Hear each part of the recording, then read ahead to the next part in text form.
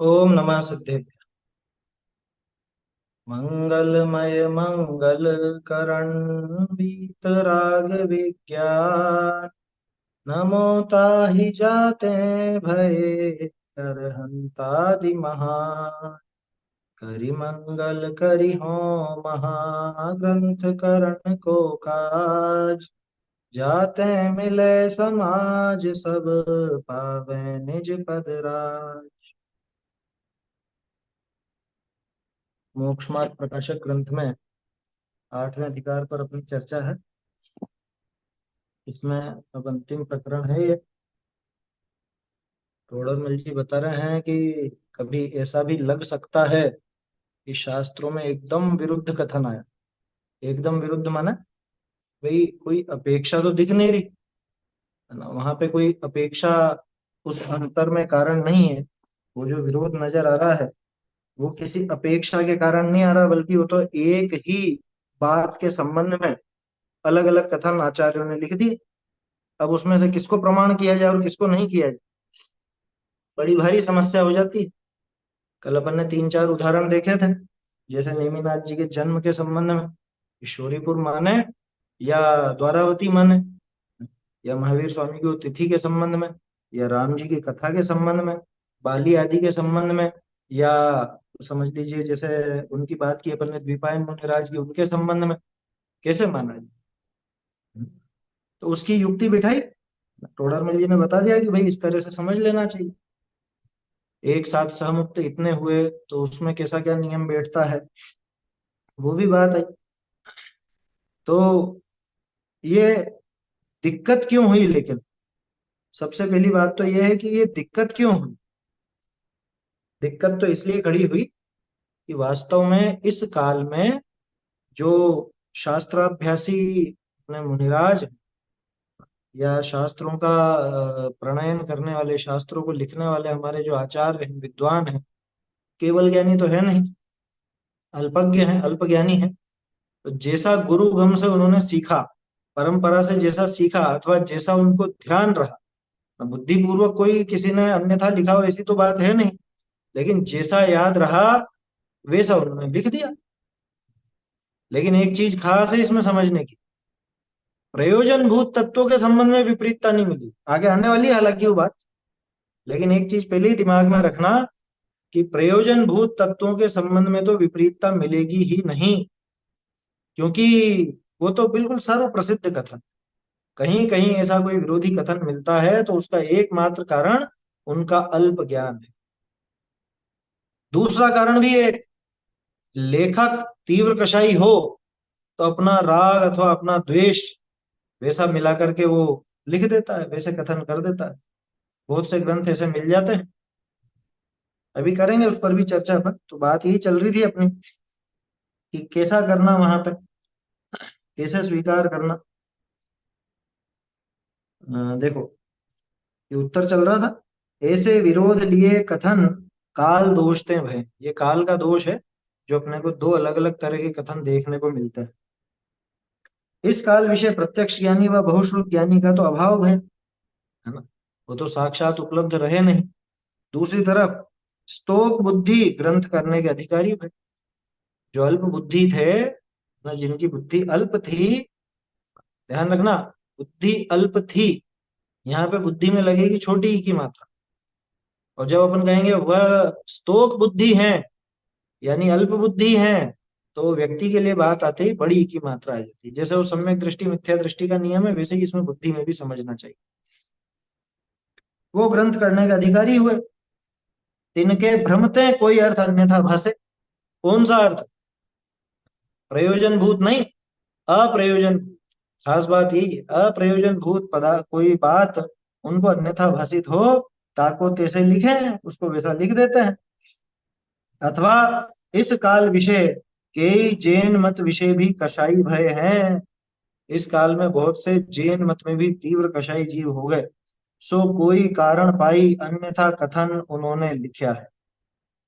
कोई कारण पाकर के, कोई कारण क्या, सीधा है अपने राग द्वेष का कारण। अपने तीव्र राग द्वेष के वशीभूत होकर के उनने वो अन्यथा कथन लिख दिया। ऐसे अन्यथा कथन भया, ताते जैन शास्त्रनी विषय विरोध भासने लगा। तब जाके जैन शास्त्रों में अपने को विरोध नजर आने लगा। दो अलग अलग तरह के कथन मिलने लगे। कहीं पर तो राग द्वेष का पोषण करने वाले कथन भी मिलने लगे। कहीं तो कहा जा रहा है मणि मंत्र तंत्र बहु होई, और कहीं पर मंत्र तंत्र का ही कथन मिलने लगे हैं अपने जैन शास्त्रों में। खास बात अब वो जैन शास्त्र नहीं है, जैन शास्त्र के नाम पर प्रचलित जरूर। मैंने पहले भी आप लोगों से जिक्र किया है, कुछ ऐसे शास्त्र बीच की सदियों में, ये 11वीं सदी से लेकर अभी के बीच में ऐसे ऐसे शास्त्र बनिए, मतलब आप पढ़ोगे तो चकरा जाओगे कि ऐसे भी जैन शास्त्र होते हैं। हाँ? इनमें जैन धर्म की तो कुछ भी बात नजर नहीं आ रही। ऐसी ऊटपटांग बात है, ऐसी ऊटपटांग बात आया समझ में। आप लोगों को उसका विकल्प ज्यादा नहीं हो इसलिए मैं नाम नहीं बता रहा हूँ उसका, नहीं तो आप फिर देखने की कोशिश करें कोई या कुछ भी करे। आया ना तो वीतरागता और अहिंसा हो। ये शुरू से बताया टोडरमल जी ने भी। क्या भाई, वीतरागता का पोषण होना चाहिए। और वर्तमान में अपन पूजन की पंक्तियां बोलते हैं, दादा की लाइनें हैं, हाँ, वीतरागता की पोषक ही जिनवाणी कहलाती। भाई जहां वीतरागता का पोषण नहीं है, जहां अहिंसा का पोषण नहीं है, वो वास्तव में जैन शास्त्र ही नहीं है। जो राग द्वेष की प्रवृत्ति बढ़ाने में सहायक हो, है ना, जो मिथ्यात्व बढ़ाने में सहायक हो, जो हिंसा बढ़ाने में सहायक हो, वो जैन शास्त्र नहीं। बताया था ना, वहाँ कार्य तो इतना ही हाँ, ये कि बहुत बढ़िया लाइन थी वो। यथार्थ श्रद्धा ज्ञान करके राग आदि घटाना। घटाना मुख्य कार्य तो वही है, शास्त्राभ्यास का प्रयोजन वही है। पिछले पेज पर जो कल अपन ने देखा था। यथार्थ श्रद्धा ज्ञान करके राग आदि को घटाना। हम्म। अब इनसे मंत्र तंत्र से क्या चाहता है, राग आदि बढ़ाना चाहता उससे क्या होगा बताओ। तो भक्तामर स्तोत्र इतना बढ़िया स्तोत्र, और उसका कबाड़ा कर दिया लोगों ने। हाँ? इस वाले श्लोक के साथ ये वाला मंत्र और ये वाला तंत्र और ये वाला यंत्र ऐसे ऐसे लिखे हुए हैं पुराने। पुराने माने ये 200-400 साल के। हमने तो देखी है पांडुलिपि। मंत्र भी है उसमें, उसमें तंत्र भी है, यंत्र भी है, कथा भी है, और वो करने की विधि भी है। है। ऐसे कपड़े पहन हाँ, के इधर की तरफ। इस दिशा में बैठना, ऐसे कपड़े पहन के बैठना, और फिर ये करना और वो करना है, दुनिया भर की तमाम बात। कि भैया स्तोत्र बोलने बैठा है कि क्या करने बैठा। और स्तुति किस लिए की जाती है भगवान की, यहाँ तो कि अगर पहले ही अधिकार में पढ़ा ना अपन ने, ये जिनेंद्र देव की स्तुति के लिए। तो इससे अगले 7वें पेज, अरहंतादी से प्रयोजन सिद्धि। का अर्थ होना योग्य नहीं है। हाँ, ऐसा प्रयोजन रख करके अगर शास्त्राभ्यास करेगा तो क्या हो। आपको पता है, जितने भी अपने बड़े ग्रंथ हैं, आपको क्या लगता है अपन जो टीकाएं पढ़ते हैं यही टीकाएं हैं उन पर। रत्नकरण श्रावकाचार्य पे हमारे यहाँ के एक बड़े विद्वान हुए उस जमाने में, उसी टाइम पर। अच्छे विद्वान अच्छे थे, लेकिन वो विपरीत मान्यता के थे, विपरीत आमनाय का पोषण करने वाले थे। सदासुत जी के रत्नकरण श्रावकाचार्य की वचनिका के पहले की है उनकी, 5-6 साल का अंतर है दोनों। लेकिन वो गायब होगी, मतलब वो चली नहीं, क्योंकि विपरीतता बहुत थी। ऐसे ही अष्टपाउर जब अपन पढ़ रहे थे तो देखा था ना, एक टीका और देखी तो थी अपन ने संस्कृत। अब लोगों को तो लगता है संस्कृत की टीका है तो बढ़िया है। अरे उसमें बहुत सी ऐसी विपरीत बातें हैं, क्या है समझ में। उन्हीं गाथाओं को लेकर के वो मिथ्यात्व किसको कह रहे हैं, जो ये देवी देवता को नहीं मानता वो मिथ्या दृष्टि है, ऐसा ऐसा उसमें लिखा। और उनको तो जूते में गोबर भर के और मारना चाहिए और ऐसा करना चाहिए, उसमें कोई दोष नहीं है, ऐसी बातें हैं। ये जैन शास्त्र है। जैन शास्त्र ऐसे नहीं होता भैया। जैन धर्म दो चीजों पे मुख्य रूप से टिका है, अहिंसा और वीतरागता। ये अपन कई बार बात करते हैं, अहिंसा और वीतरागता। वैसे गंभीरता से देखो तो दोनों एक ही चीज है, अलग अलग नहीं है। क्योंकि स्वयं की अहिंसा वो वीतरागता ही है। द्वेष स्वयं की हिंसा है, दूसरे जीवों की हिंसा तो हिंसा कहलाती है। ऐसा तो अहिंसा बोलो या वीतरागता बोलो, वो दोनों एक ही चीज घटित होती है। तो जैन दर्शन इन दो बातों पर टिका हुआ है। तो जैन शास्त्र कैसे होंगे, कि जैन शास्त्र वही होंगे कि जिनमें राग द्वेष, हिंसा और मिथ्यात्व का पोषण नहीं, और जिनमें होगा वो जैन शास्त्र है। इतना समझ लो। तो ये जो इन्होंने लिखा ना यहाँ पे, कोई कारण पाकर के, अन्यथा कथन उन्होंने लिखा क्या, कोई कोई कारण ऐसा पाकर के उन्होंने लिख दिया। कोई कारण नहीं है, एक ही कारण है, वो तीव्र मिथ्यात्व और तीव्र राग द्वेष। क्या, तीव्र मोह। जिस मोह पे टोडरमल जी पूरे ग्रंथ में प्रहार करते रहे, वही मोह ऐसा है जिसकी वजह से ये जीव खुद का तो नुकसान करता ही है, दूसरों का भी नुकसान करता है। गजब की बात है। तो ऐसे वो कोई कारण पाकर उन्होंने अन्यथा कथन लिखे, इस प्रकार अन्यथा कथन हुए हैं, इसलिए जैन शास्त्रों में विरोध घोषित होने। ये तो अपनी बात हो गई थी, लेकिन ये बात अधूरी है। क्या, ये बात अधूरी क्यों है? ये तो इस प्रश्न का जवाब है कि ये विरोधी कथन मिल क्यों गए, मतलब कैसे आ गई जैन शास्त्रों में ये विरोधी कथन, कहां से आ गए, ये तो उसका जवाब हुआ। लेकिन अब आ गए तो अब हमको क्या करना, हम कैसे सतर्क रहें, हम कैसे बचें? आए समझ? ये विरोधी कथन अगर शास्त्रों में आ गए हैं, इस तरह के शास्त्र भी अगर क्या कहें चल पड़े हैं, कभी प्रचार प्रसार हो ही गया। अब गजब की बात है, ये तो यूट्यूब का जमाना है ना। तो यहाँ तो आपको उन शास्त्रों का आधार लेकर के उपदेशक भी बहुत मिल जाए। आया समझ में? वो जाने क्या क्या मंत्र तंत्र करवाएंगे आपसे मल मूत्र त्यागने के पहले भी। ऐसी ऐसी ऐसी ऐसी बातें करवाएंगे। समझ में ही बात। ये जैन शास्त्र नहीं है ऐसे, है ना, ये समझ लेना, ऐसे जैन शास्त्र नहीं होते। चलिए आगे बढ़ते हैं, अब क्या करना है, ये खास है पैराग्राफ। ऐसे विरोधी कथन मिले वहां पे क्या करना आपने।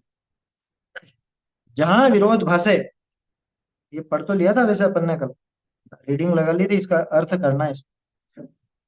जहां विरोध भाषे तहां इतना करना। ये चाहो तो इस पैराग्राफ के सामने लिख लो, विरोधी कथन मिलने पर क्या करें, या शास्त्रों की पहचान कैसे करें, परस्पर विरोधी शास्त्रों में प्रामाणिकता कैसे जांचे, कुछ भी ऐसा लिख लो ताकि याद रहेगा आपको ये यहाँ पर।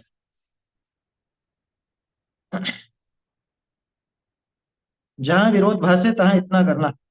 इस कथन करने वाले बहुत प्रामाणिक हैं कि इस कथन करने वाले बहुत प्रामाणिक हैं। सबसे पहला पॉइंट तो ये है ना, ग्रंथों में अगर प्रामाणिकता जांचनी है कि इनकी माने या इनकी माने, ये पहले तो ये देखो कि इस शास्त्र को लिखने वाले ज्यादा प्रामाणिक है या इस शास्त्र को लिखने वाले प्रामाणिक।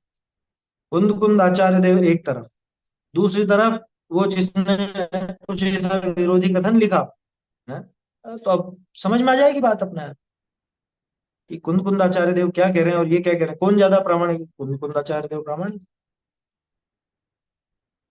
एक कह रहे हैं कि मिथ्यात्व आश्रव का बंध का कारण है, संसार में भटकाने का कारण। एक कह रहे हैं कि मिथ्यात्व कुछ भी नहीं करता, मिथ्यात्व किंचित कर। किसको प्रामाणिक मानना है? उमा स्वामी आचार्य स्पष्ट लिख दिया, मिथ्यात्व विरति प्रमाद कषाय योगा बंध है।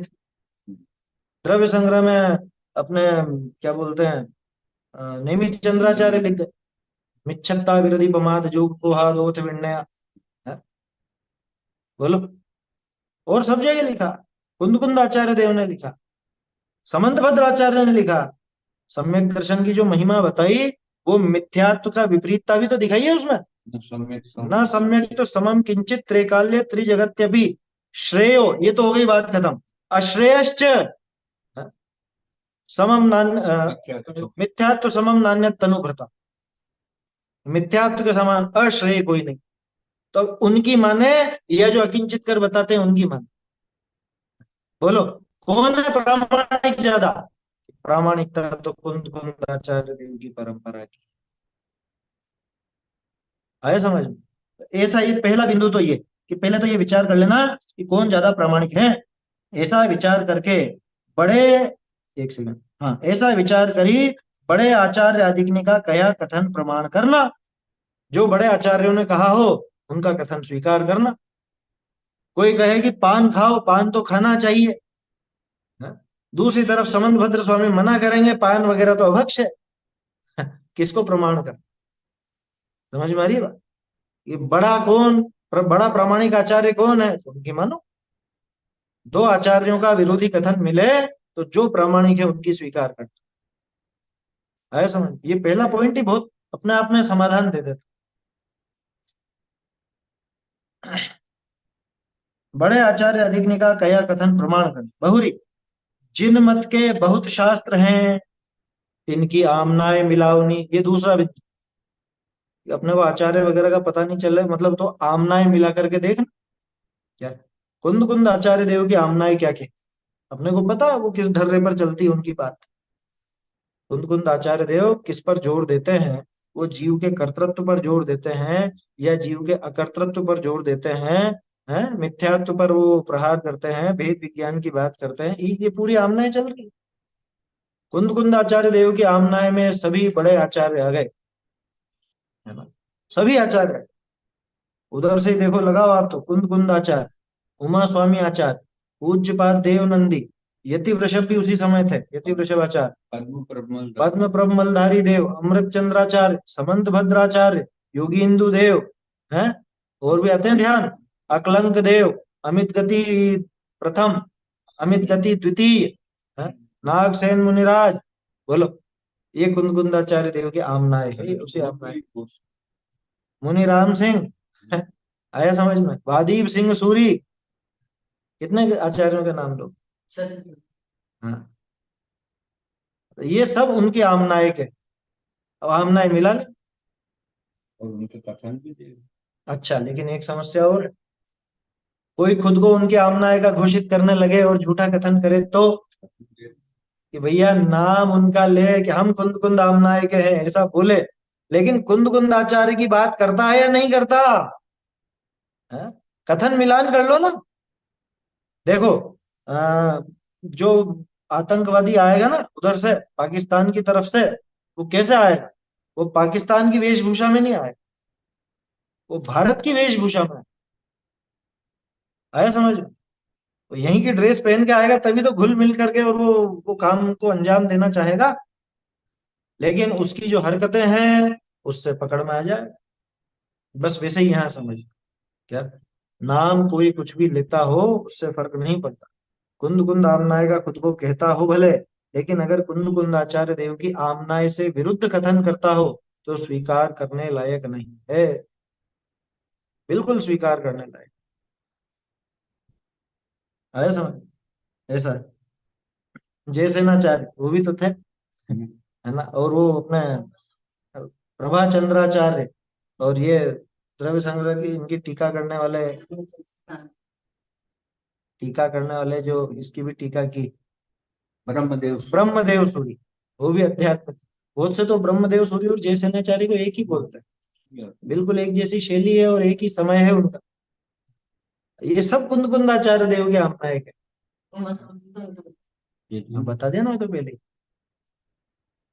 तो ऐसे बहुत हैं ना। और आपको ध्यान हो तो कुछ दिनों पहले अपनी चर्चा चली थी, कुंद कुंद आदि महान आचार्यों ने जो बता दिया है, जैन धर्म वास्तव में उतना ही, उसके अतिरिक्त जो कुछ है अगर समर्थन का है तो वो शामिल कर ले, और अगर उससे अतिरिक्त है तो वो समझ लेना फिर, वीतरागता और अहिंसा का पोषण करने वाली बात हो तो स्वीकार करेंगे, नहीं तो नहीं।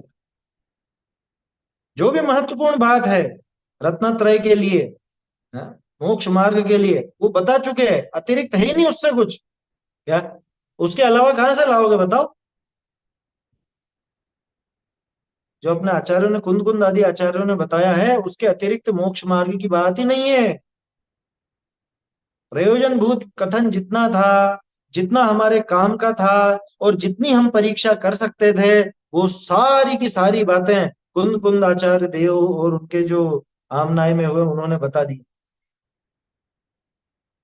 समझ में ही बात, उसके अलावा बाकी अप्रयोजनभूत बातें भी बहुत हैं, है ना, अन्य अनुयोगों की भी बहुत है,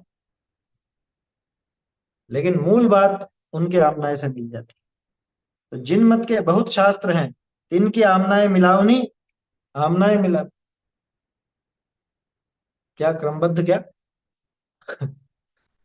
क्रमबद्ध, देख लो क्रमबद्ध देख लो, ये कहाँ लिखा है क्रमबद्ध, कहाँ लिखा है, ये आलू कहाँ लिखा है, आलू, आलू लिखा है क्या, जिनागम में आलू का नाम मिलता है क्या, हाँ?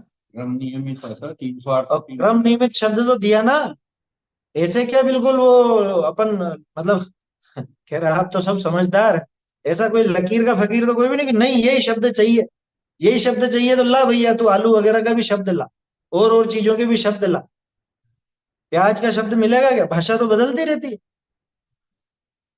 जीवो ही तावत क्रम नियमित आत्म परिणामे रुत्पद्य मानो जीव एव न अजीव एवं अजीवोपि क्रम नियमित आत्म परिणामे रुत्पद्य मानो अजीव एव न जीव। गाथा 308 से 311 की टीका, समय सार जी वहां है। जयसेनाचार्य ने भी कोट किया अलग से, जगह जगह मिल जाएगा। अब लेकिन जिसको तो कि नहीं, मुझको तो यही वाला चाहिए। तो बीरबल के बेटे की कहानी सुनी कि नहीं सुनी? वैसा ही जिद्दी है ये, है समझ। हाँ, ये दर्शन तो श्रद्धा गुण की पर्याय कहाँ समझे, दर्शन श्रद्धा गुण होता ही नहीं। नहीं, अष्टपहुड़ में नोट करा था ये, अष्टपहुड़ में स्पष्ट दिया। ऐसा उठाया ना अभी के कोई ने। अच्छा, हाँ तो उठा सकते हैं, कोई बड़ी बात नहीं। कि दर्शन शब्द का अर्थ श्रद्धा कहाँ है? अरे, दर्शनम आत्म विनिश्चिति, ऐसा तो श्लोक है। और दर्शन का अर्थ श्रद्धा अपन ने अष्टपहुड़ में देखा है, मैंने नोट भी कराया था शायद। जरूरी था नहीं तो उसमें हाँ नोट करा है अपन। किताब में था। आया समझ। अब वो तो क्या कहें, जिसको नहीं मानना है वो तो कुंद कुंदाचार्य देव को भी नकार देगा, उसमें क्या है। आया समझ। लेकिन हमको अमृत चंद्र नहीं, हमको जयसेन चाहिए। जयसेन आचार्य का देख लो, वो अलग से क्या लाएंगे। उन्होंने कौन सी अलग सी बात कह दी? मुझे एक गाथा बताओ जहां पे अमृत चंद्राचार्य और जय सेनाचार्य का स्वर अलग अलग। एक गाथा बता देना निकाल। कहीं भी नहीं मिलेगा। वो उन्हीं का ही अनुकरण करते हैं। जय सेनाचार्य ने उन्हीं का अनुकरण किया, कहीं पे कोई और विशेष खुलासा उनको लगा है तो किया है। बाकी उससे विरुद्ध नहीं जाएंगे कभी भी। और उन्होंने तो आदर सहित अमृत चंद्राचार्य का नाम घोषित किया, नाम लिया। आया समझ। और मूर्ख लोग क्या करते हैं कि नहीं नहीं, अमृत चंद्राचार्य प्रमाणिक नहीं, जय सेनाचार्य प्रमाणिक है। तो जय सेनाचार्य खुद अमृत चंद्राचार्य को प्रमाणिक कहते हैं, तब तुमको समझ नहीं आती ये बात। खैर, उससे फर्क नहीं पड़ता। अपने को तो पहला बिंदु क्या कि भाई दो अलग अलग आचार्यों के कथन हो, तो ये देख लेना कि कौन से आचार्य ज्यादा प्रामाणिक है, उनका कथन स्वीकार करना। दूसरी बात यहाँ पे भी तो करते हो, एक तो सामान्य व्यक्ति कुछ कहता, हाँ, एक प्रधानमंत्री कुछ कहता, तो किसकी माने। अरे वो अ, क्या तारीख थी, 8 नवंबर 2016, है ना? 8 नवंबर 2016 याद आता है कुछ? नोटबंदी जब हुई थी, उसके 2-3 महीने पहले अगर किसी ने आपसे कहा होता, सामान्य रूप से कोई रास्ते चलते व्यक्ति ने, अरे नोट बंद होने वाले हैं, ये 500 और 1000 के नोट बंद होने वाले हैं, कोई मानेगा? उस दिन भी कोई कहता, उस दिन भी कोई कहता, 8 तारीख को भी दूसरा कहता। दूसरा कहता तो नहीं मान, हमने भी नहीं मानी थी। अब हम तो क्या टीवी तो है नहीं ना, तो दूसरों ने आके कही हमसे, कह रहे हो नोट बंद हो गए, मैंने कह रहा मजाक कर रहे हो। फिर वो जाकर के उन्होंने दिखाया क्या, तब अरे हाँ ये तो वही बोल रहा है, प्रधानमंत्री बोल रहे हैं। तब अरे ये बात फिर प्रामाणिक, बस सीधी सी बात है, प्रामाणिकता आ जाती है ना उससे। आजकल सोशल मीडिया पे तो बहुत चलता है कि भैया चेक कर लो ये खबर फर्जी तो नहीं है। व्हाट्सएप फेसबुक वाले तो बड़े परेशान है, वो कह रहे पहले फैक्ट चेक करो उसके बाद ही आप फॉरवर्ड करो, नहीं तो कानूनन आप पर कुछ ना कुछ कार्रवाई होएगी। मनगढ़ंत खबरें बहुत सारी होती हैं जो चला दी जाती हैं, चुनावी मौसम में तो विशेष तौर पर होती। तो क्या कहा कि भैया कौन प्रामाणिक है, प्रामाणिक वक्ता का ही कथन स्वीकार करना। बहुरी जिन मत के बहुत शास्त्र हैं, तिन के आमनाएं मिलाओ नहीं। तो बहुत सारे शास्त्र हैं, तो उनके आमनाएं मिला के देख लेना कि ये कौन सी आमनाएं का ग्रंथ है। कि आमनाएं लिखते हैं क्या कोई ऐसा? कि आमनाएं कोई भी नहीं लिखता है कि हम इस आमनाएं के हैं, ऐसा नहीं लिखते। लेकिन उनकी कथन शैली से या वो क्या कथन कर रहे हैं उससे पता चल जाती है कि ये इस आमनाएं के हैं। बता देते हैं कि इन पे कैसे फूल लगानी है, हाँ तो वो करना, तो समझ जाओ क्या है। आप हाँ, उस प्रतिमा को देखते ही समझ जाते हो कि ये की कामना है की। आमनाएं समझने में देर थोड़ा लगेगी। आया समझ।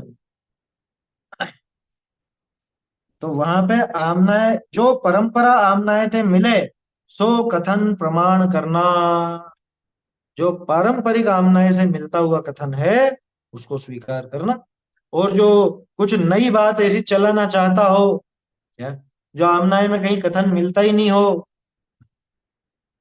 कि नहीं एक वो 25वें भी होते हैं तीर्थंकर, ऐसा कोई चला देवे मान लो, है, तो आमनाएं तो नहीं मिलती भैया, ऐसी आमनाएं तो शास्त्रों की आमनाएं तो इस तरह से कथन नहीं करती कि भगवान के माथे पे मुकुट लगा सकते हैं।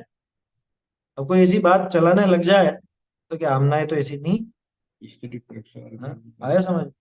ऐसे बहुत से अपने ग्रंथ हैं, तो आमनाएं मिलाना। अब बहुत से लोग क्या करते हैं, जैसे मान लो विपरीतता भी चली है ना, तो विपरीतता की भी आमनाएं चली, लेकिन आमनाएं मिलाने का मतलब कुंद कुंद आचार्य देव की आमनाएं मिला। ये बात क्यों कह रहा हूं मैं, क्योंकि आपको विपरीत कथन करने वाले भी प्रमाण देते हुए दिए देखे जाएंगे, आया समझ।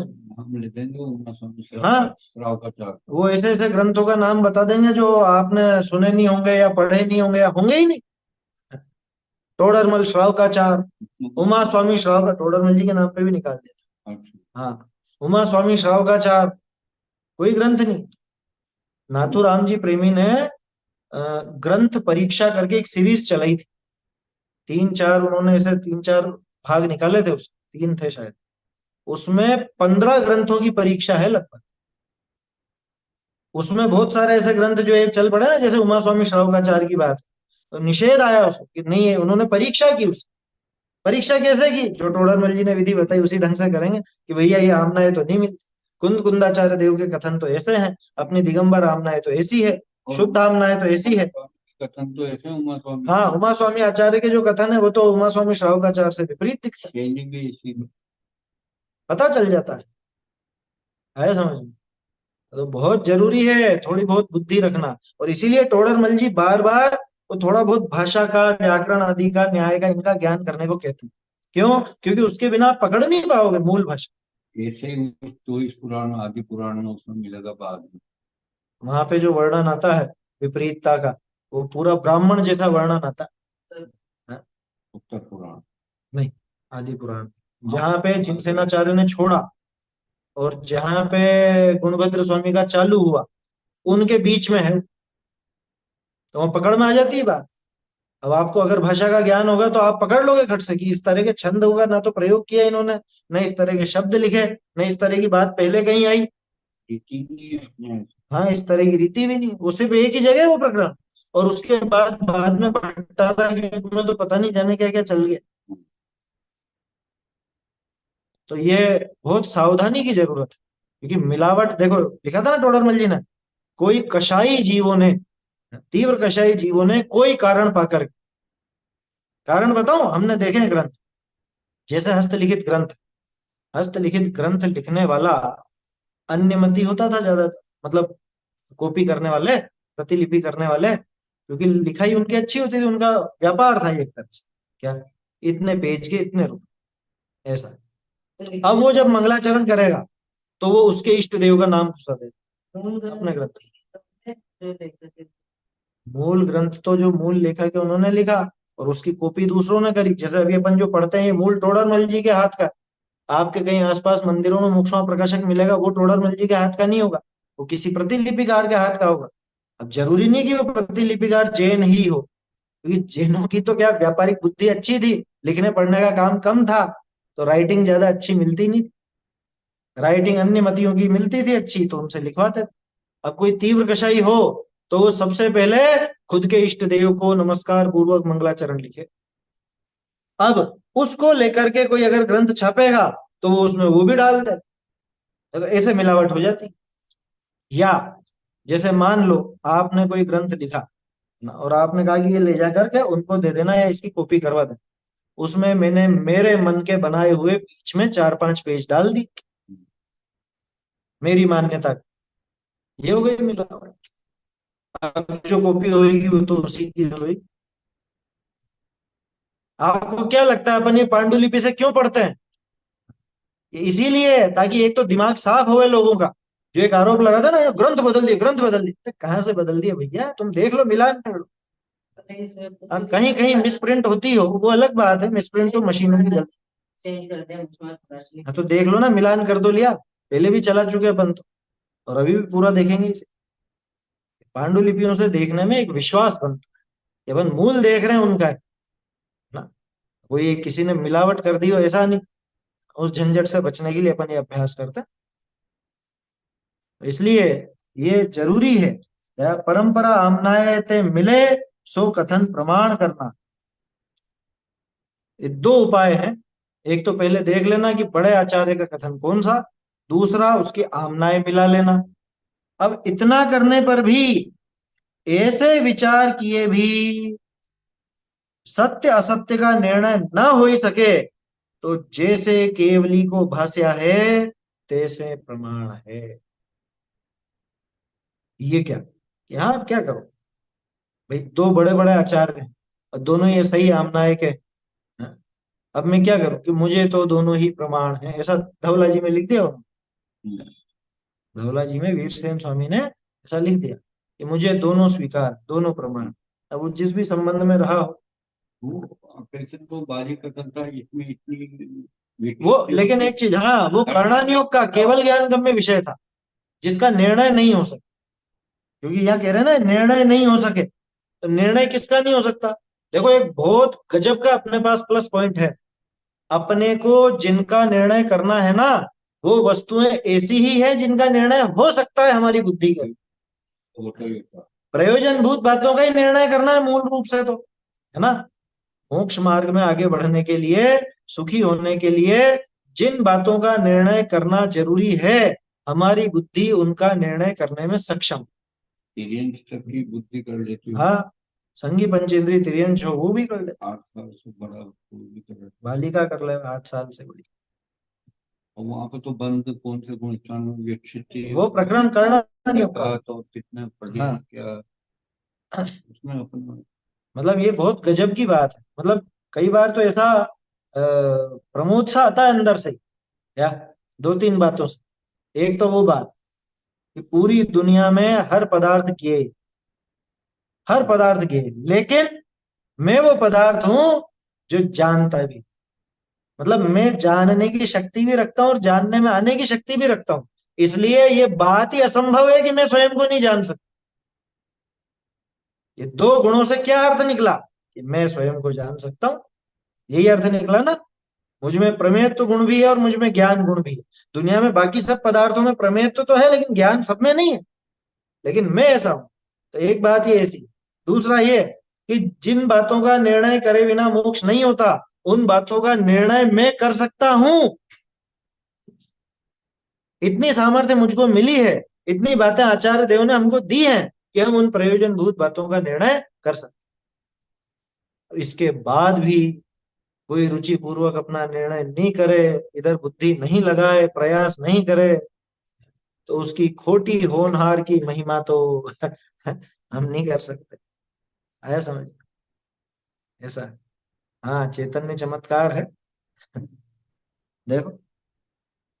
बिना किसी को अंदर बुलाए सब कुछ, ये सारे रंग अंदर में है ही नहीं। हाँ ये काला सफेद लाल हरा पीला जो भी दिखाई दे रहा अंदर में कहाँ, और जान ले यही तो चमत्कार है, वैसा का वैसे ही जान। हाँ, उसमें प्रवचन सार जी में प्रकरण था तो सही, अतीन्द्रिय ज्ञान का बिना जाए जानते, बिना उसमें प्रवेश बिना प्रवेश किए, बिना कुछ लिए।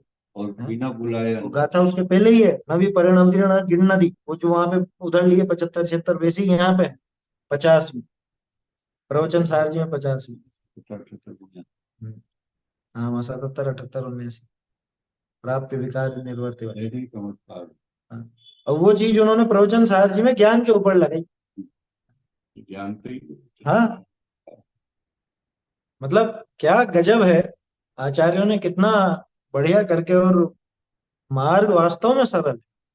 कठिन तो हम बना लेते हैं, जाने क्या क्या चीजें सोच सोच, ऐसा होगा, ये भी करें, ये भी करें, ये भी करें। और बाबूजी ने ये चीज पकड़ ली थी, इसलिए वो कहते थे ज्यादा फैलाओ मत। आया समझ। 100 साल हो जाएंगे कल बाबूजी पैदा हुए, कल 100वां जन्मदिन है बाबूजी। खैर, है। हाँ, 101वां विषय, क्योंकि जिस दिन पैदा हुए वो भी तो गिना ही जाता। तो 100 साल पूरे हो जाए। देखो, ऐसे विचार किए, ऐसे विचार किए भी जो सत्य असत्य का निर्णय ना हो सके, तो जैसे केवली को भाष्या है तैसे प्रमाण है। जैसा केवल ज्ञानी के जानने में आया वैसा प्रमाण। केवल ज्ञानी ने जैसे कहा वो तो अपने आप होएगा ही सही, लेकिन जैसा उनको भाषित हुआ वैसा प्रमाण। देखो, केवल ज्ञानी ने जैसा कहा है वैसा प्रमाण नहीं लिखा हुआ। उन्होंने क्या लिखा? जैसा केवल ज्ञानी को दिखा वैसा प्रमाण। आया समझ में? क्यों ऐसा क्यों नहीं लिखा? तो एक विचार आता है, केवल ज्ञानी के कथन में तो वो बात आ जाएगी, है ना, लेकिन हम उसको ग्रहण कर पाए या नहीं कर पाए ये एक अलग बात है। क्योंकि सभी जीव तो सम्यक दर्शन लेके नहीं उठ पाते ना वहां से। तो इसलिए जैसा केवल ज्ञानी को भाषित हुआ वैसा प्रमाण ऐसे मान लेना। जाते हैं, अब मुख्य बात, जाते हैं देवादिक का व तत्वनिका निर्धार भय बिना तो मोक्ष मार्ग हो ही नहीं। तिनका तो निर्धार भी हो ही सके है, सो कोई इनका स्वरूप विरुद्ध कहे तो आप ही को भासी जाए। कितनी बड़ी ताकत दे दी अपने को, कि कोई अगर इनमें गड़बड़ करेगा, किन में? उन्हीं 5 बातों में।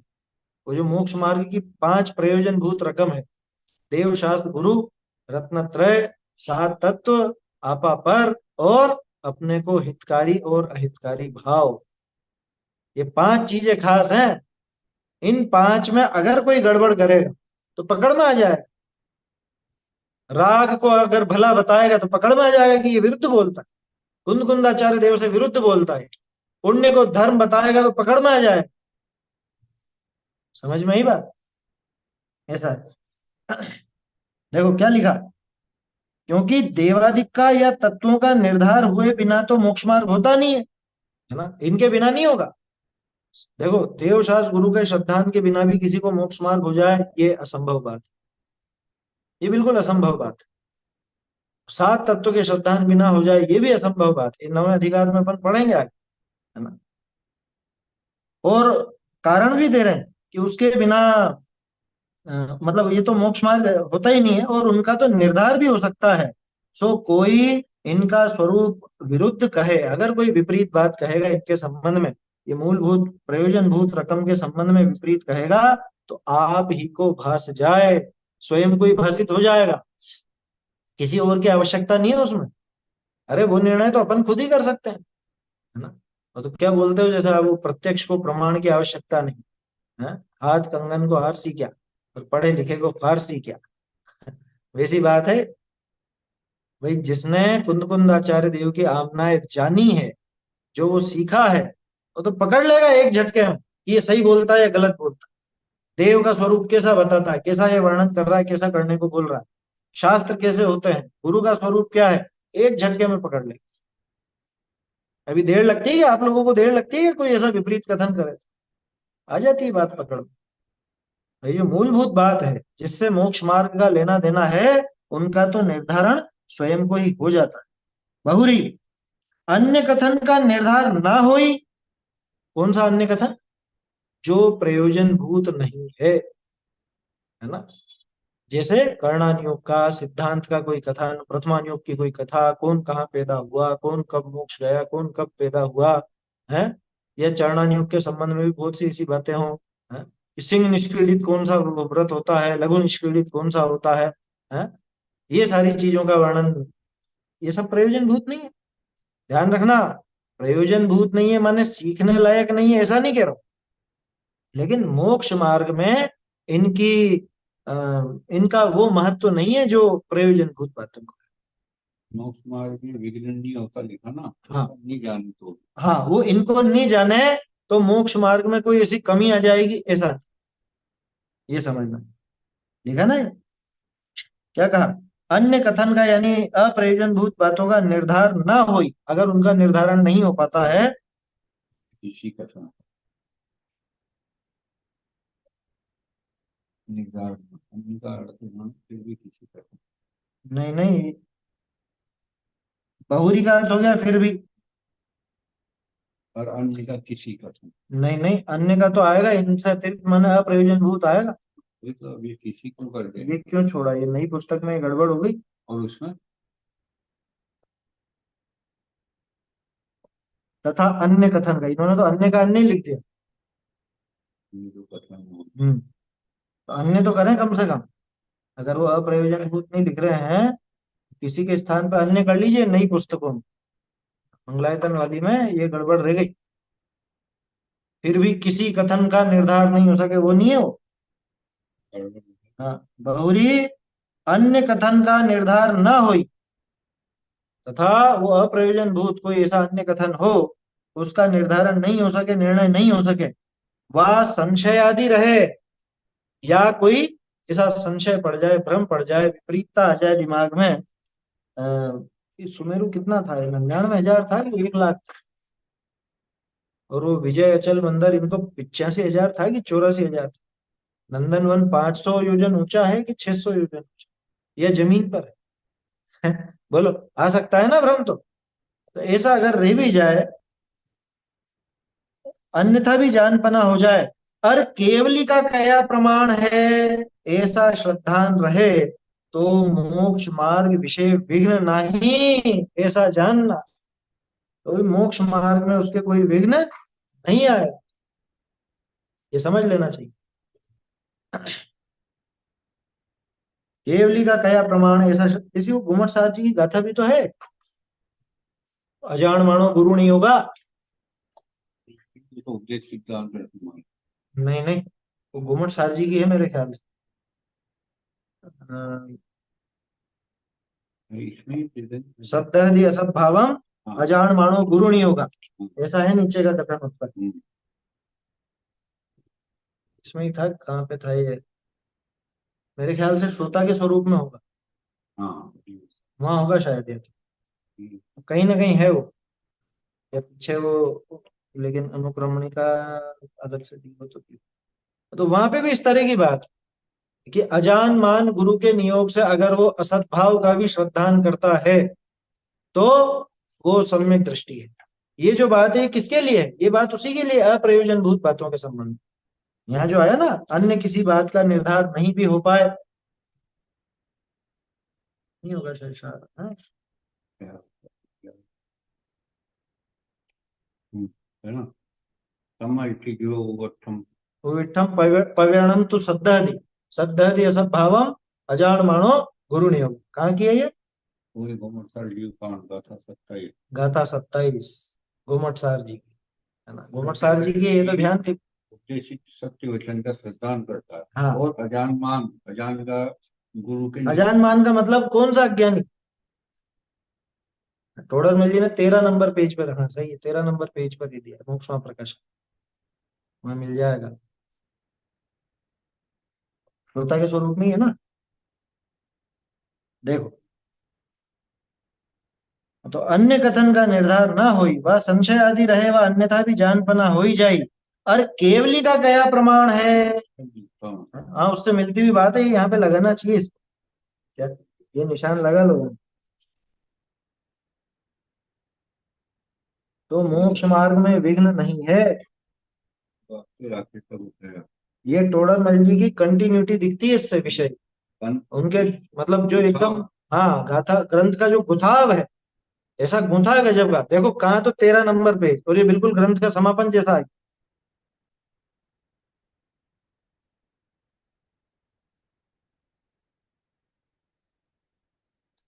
302।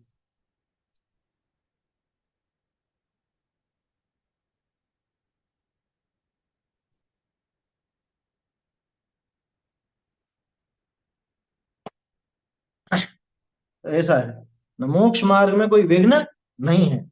अरे कोई फर्क नहीं पड़ता, 8वें द्वीप का नाम क्या है आप नहीं जान पाए तो, या कितने जिनालय है वहां पे ये नहीं जान पाए, कोई फर्क नहीं पड़ता।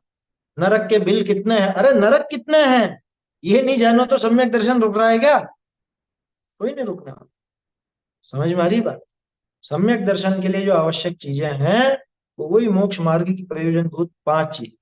देवशास्त्र गुरु, रत्नत्रय, रत्नत्रय तो अपने आप ही, वो सम्यक दर्शन तो खुद ही उसमें आ गया।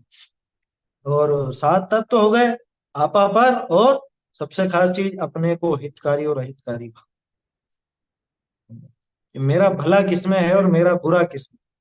इतना तो मतलब खुद को महसूस होए ना। अरे, राग आदि में दुख लगने लगा तो समझ लेना सम्यक दर्शन नजदीक। राग, शुभ राग भी या अशुभ राग कैसा भी, उसमें अगर अपने को बुरा लगने लगा, कष्ट लगने लगा, तो सही दिशा में बढ़ रही है गाड़ी। आया समझ? आश्रव दुखकार घनेरे, बुद्धिवंत तिन्हें निर्वेरे। निर्वेरे तो आगे होगा, पहले उनको दुखकार स्वीकार तो करे। आया समझ? ऐसा है। चलिए, तो ये अपना ये छठा बिंदु पूरा हुआ। अब सातवां भी खतरनाक है थोड़ा सा। सातवें में अब यहाँ पे वो तर्क कर रहा है सामने वाला। पढ़ते हैं इसको ढूंढारी से।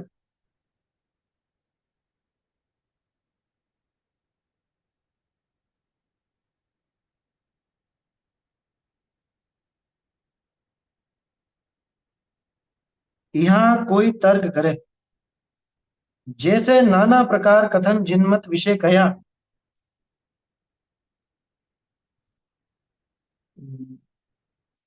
जैसे नाना प्रकार कथन जिनमत विषय कया, तैसे अन्य मत विषय भी कथन पाइए है। तुम्हारे मत के कथन का तो तुम जिस तिस प्रकार स्थापन किया, और अन्य मत विषय ऐसे कथन को तुम दोष लगाओ, सो ये तुम्हारे राग द्वेष है। ताका समाधान, कथन तो नाना प्रकार होई, और प्रयोजन एक ही को पोषे, तो कोई दोष है नहीं। और कहीं कोई प्रयोजन पोषे, कहीं कोई प्रयोजन पोषे, तो दोष ही है। सो जिनमत विषय तो एक प्रयोजन राग आदि मेटने का है। सो कहीं बहुत राग आदि छुड़ाए, थोड़ा राग आदि करावने का प्रयोजन पोषा है, कहीं सर्व राग आदि मिटावने का प्रयोजन पोषा है, परंतु राग आदि बधावने का प्रयोजन कहीं नहीं। ताते जिनमत का कथन सर्व निर्दोष है, और अन्य मत विषय कहीं रागादि मिटावने का प्रयोजन लिए कथन करे, कहीं रागादि बधावने का प्रयोजन लिए कथन करे। ऐसे ही और भी प्रयोजन की विरुद्धता लिए कथन करे, ताते अन्य मत का कथन सदोष है। लोक विषय भी एक प्रयोजन को पोषते नाना वचन कहे, ताको प्रमाणिक कहिए। और प्रयोजन और पोषती बातें करे, ताको बाउला कहिए है। चलिए यहीं तक देख लेते हैं अपन, क्योंकि इससे ज्यादा हो नहीं पाएगा। हालांकि उत्तर तो बड़ा है इसका। देखो क्या कह रहे हैं यहाँ पे। सामने वाले ने कर ही दिया प्रश्न, ये असल में सातवां बिंदु नहीं है, पिछले बिंदु का विस्तार है ना। फिर भी इसको एक अलग से अपन ने इसलिए देखा कि कोई आरोप तो लगा ही सकता है ना, कि तुम्हारे यहाँ की तो विरोधी बातों में भी सामंजस्य बिठा लो, है तुम्हारे यहाँ तो इस तरह से प्रमाणिक मान लो, फिर तो अन्य मत में भी मान लो ऐसे, आगे पीछे करके या सामंजस्य बिठा के किसी तरह से वहां पे युक्ति लगा लो वहां भी। उनको तो तुमने झूठा कह दिया। क्या तर्क किया उसने कि जैसे नाना प्रकार कथन जिनमत विषय कया, नाना प्रकार का तरह तरह का विरुद्धता लिए हुए, तेसरा अन्य मत विषय भी कथन पाइए, दूसरे मत में भी मिलता है ऐसा। उनसे क्यों चिढ़ते हो? तुम्हारे मत के कथन का तो तुम जिस तिस प्रकार स्थापन किया है। तुम जैन हो, तो तुमने जैन धर्म की बात को तो कि हाँ ये सही है, सही है, सही है, इस तरह से सही है, इसे स्थापित कर लिया। और अन्य जो अन्य मत में ऐसे कथन हो, तो उनमें तुम दोष लगा देते। तो ये तो तुम्हारे राग द्वेष है। पक्षपात करते हो साहब तुम। ये पक्षपात नहीं है क्या ये? कि जैन का तो सब अच्छा, और जो नहीं है वो सब ऐसे ही। कि भैया पक्षपात नहीं है ना, हाँ, पक्ष तो है लेकिन पक्षपात नहीं। पक्ष तो होना ही चाहिए, सत्य का पक्ष तो होना ही चाहिए, लेकिन पक्षपात माने अंधी श्रद्धा वाला नहीं है यहाँ पे, हाँ, परीक्षा कर।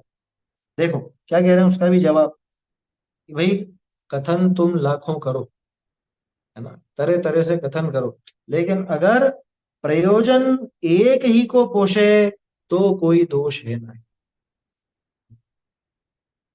प्रयोजन एक ही पोषे, जैसे अ, मान लो किसी को भोजन के लिए बुलाना, भोजन करवाना, है ना। अब उसको ऐसे भी आवाज लगाएंगे कि भोजन कर लो, कोई कहेगा थाली लग गई है, कोई कहेगा आज भोजन नहीं करना है क्या, कितनी देर हो गई है, भूख नहीं लगी क्या, सब कथन तो अलग अलग है, सब अलग अलग बात कह रहे हैं, लेकिन प्रयोजन, प्रयोजन एक का ही पोषण। जैसे एक माँ अपने बच्चे को समझाने के लिए कभी पुचकार के समझाती है, कभी प्रेम से उसको बोल करके समझाती है, कभी डांटती है, कभी मारती भी है, लेकिन प्रयोजन तो उसको एक ही दिखाना, एक ही समझाना, है ना। क्या कह रहे हैं कि कथन तो नाना प्रकार होई, और प्रयोजन एक ही का पोषे तो कोई दोष नहीं। एक ही प्रयोजन का पोषण करने वाले कथन हो तो भले तरह तरह के हो। जैसे उदाहरण के तौर पे अपन ने वो बाली मुनिराज वाला प्रसंग देखा, अब अलग अलग कथन मिल रहे हैं साहब, लेकिन ये बताओ प्रयोजन तो एक ही पुष्ट हो रहा है ना। पाप करते हुए दिखाया तो नरक दिखाया, माने पाप का फल नरक दिखाया है? और मुनि बना हुआ दिखाया तो मोक्ष दिखाया है, आत्मलीनता का फल मोक्ष दिखाया है। तो उसमें दिक्कत कहाँ आई? क्योंकि मूल मुद्दा ये नहीं है कि वो मोक्ष गए कि कहाँ गए कि क्या, मूल मुद्दा यह है कि धर्म का फल क्या। और सही है, अपने यहाँ तो ये कहा जाता है, लोक तत्व निर्णय नाम का एक ग्रंथ है, उसमें आती है बात, पक्षपातो न मे वीरे न द्वेष कपिलादिषु युक्तिमत वचनम यस्य तस्य कार्य परिग्रह। क्या, मुझे कोई वीर भगवान जिनेन्द्र मतलब महावीर स्वामी में कोई पक्षपात नहीं है, और ना कोई कपिल आदि में मुझे द्वेष है, अन्य मतियों में। जिसका युक्तिपूर्ण वचन होगा तस्य कार्य परिग्रह, वो ग्रहण करने लायक है, वो ही ग्रहण करूंगा। ऐसे यहाँ पे समझ लो कि भाई कथन तो बहुत प्रकार के हो, लेकिन एक ही प्रयोजन को पोषे तो कोई दोष नहीं है। और कहीं कोई प्रयोजन पोषे और कहीं कोई प्रयोजन पोषे, विपरीत कथन करे मतलब ऐसी विपरीतता जहां पे प्रयोजन ही अलग अलग हो जाए। आगे उदाहरण देंगे टोडर में, क्या, वो ब्रह्मचर्य का उपदेश भी दे दिया, कभी कि पुत्र के बिना गति नहीं होती है, ऐसा कहते हैं। हाँ, तो कहीं कोई प्रयोजन पोषित करे और कहीं कोई और प्रयोजन पोषे तो दोष ही है। सो जिनमत विषय तो एक प्रयोजन, एकमात्र प्रयोजन क्या है, राग आदि मेट ले। तो देखा था ना अपन ने कि अपना तो कर्तव्य इतना है, अपना तो मुख्य प्रयोजन इतना है, सही श्रद्धा ज्ञान करके राग आदि मिटा। तो जिन मत का तो एकमात्र प्रयोजन वीतराग, जैन धर्म वीतरागी दर्शन कहलाता। सो अब कहीं तो बहुत राग आदि छुड़ा करके थोड़ा राग आदि कराने का प्रयोजन। कैसे? पीछे देखा था अपन ने, अशुभ भाव अशुभ राग छुड़ा करके शुभ राग कराते, करा राग ही रहे। और ऐसा भी लिखा था टोडरमल जी ने, एक बड़ी कषाय छुड़ा करके छोटी कषाय कराई जाती। देखा था ना वो प्रकरण। तो कहीं तो बहुत रागादि छुड़ा करके थोड़ा रागादि करने का प्रयोजन पोषित किया, और कहीं पर सर्व रागादि मिटाने का प्रयोजन पोषा। लेकिन ये बताओ, कहीं रागादि बढ़ाने का प्रयोजन तो नहीं नहीं कहा ना। कोई भी ऐसा कथन नहीं मिलेगा जिनागम में जहां रागादि बढ़ाने का प्रयोजन, कह रहे धर्म वर्म तो छोड़ो और ये करो, क्या विषय भोग में मस्त रहो, ऐसा नहीं मिलेगा। कि शुभ भाव छोड़ो ये कथन तो मिलेगा, लेकिन कहाँ पे, जहां शुद्ध में उपस्थित करा रहे हो। लेकिन शुभ भाव छोड़ के अशुभ में लगो, ये कहीं नहीं आएगा। शुभ राग छोड़ के अशुभ राग करो, ये कहीं नहीं आएगा। समझ में आ रही है बात? 192 पे क्या है? हम्म।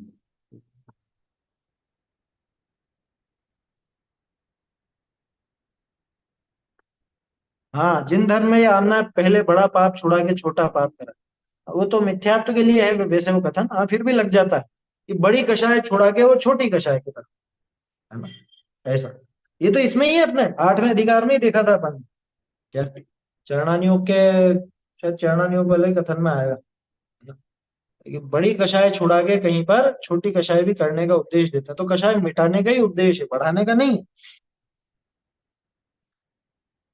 रागादि छुड़ाकर थोड़ा रागादि कराने का प्रयोजन पोषा है, कहीं सर्व रागादि मिटाने का प्रयोजन पोषा है, परंतु रागादि बढ़ाने का प्रयोजन कहीं नहीं।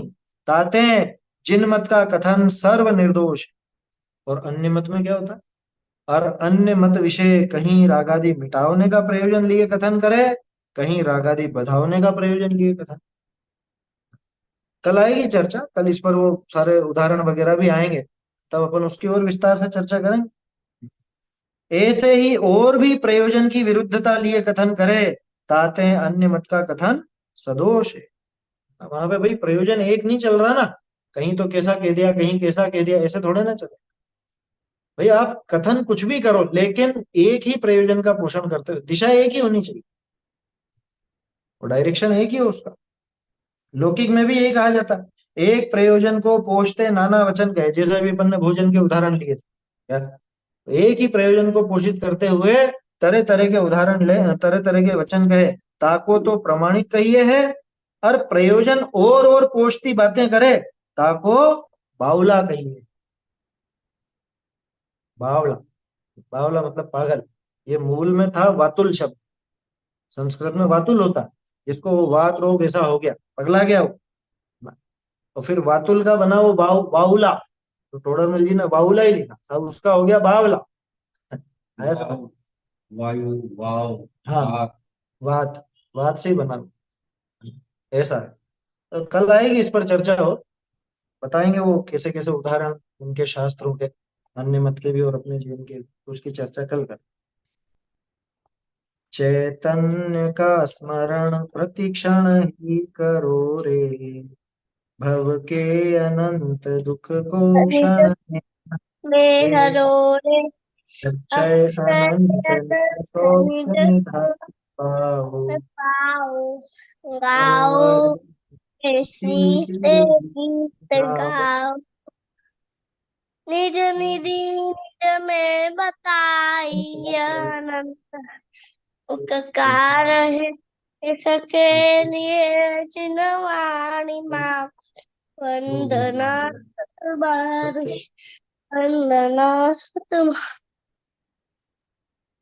जिनवाणी माता की जय हो, जिनवाणी माता की जय हो, जिनवाणी माता की जय हो। सभी को जय जिनेश।